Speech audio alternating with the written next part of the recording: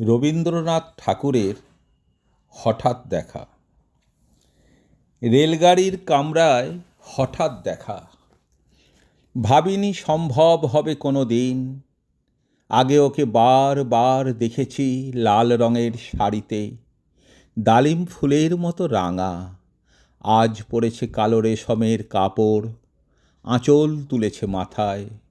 দোলন চাঁপার মতো চিকন গৌর মুখখানি ঘিরে মনে হলো কালো রঙে একটা গভীর দূরত্ব ঘনিয়ে নিয়েছে নিজের চারদিকে।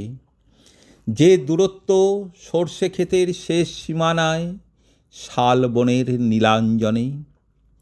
থমকে গেল আমার সমস্ত মনটা। চেনা লোককে দেখলেম অচেনার গাম্ভীর্যে। হঠাৎ খবরের কাগজ ফেলে দিয়ে আমাকে করলে নমস্কার। সমাজবিধির পথ গেল খুলে, আলাপ করলেম শুরু। কেমন আছো, কেমন চলছে সংসার ইত্যাদি।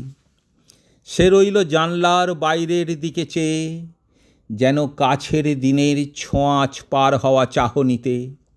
দিলে অত্যন্ত ছোট দুটো একটা জবাব, কোনোটা বা দিলেই না।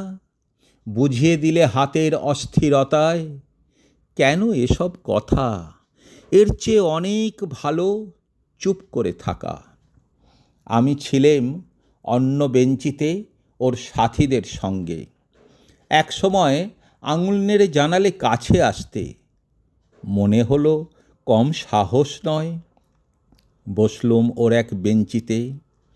গাড়ির আওয়াজের আড়ালে বললে মৃদু স্বরে, কিছু মনে করো না। সময় কোথা সময় নষ্ট করবার, আমাকে নামতে হবে পরের স্টেশনেই। দূরে যাবে তুমি, দেখা হবে না আর কোনো দিনই। তাই যে প্রশ্নটার জবাব এত কাল থেমে আছে, শুনব তোমার মুখে, সত্য করে বলবে তো? আমি বললেম, বলবো। বাইরের আকাশের দিকে তাকিয়েই শুধল, আমাদের গেছে যে দিন, একেবারেই কি গেছে, কিছুই কি নেই বাকি?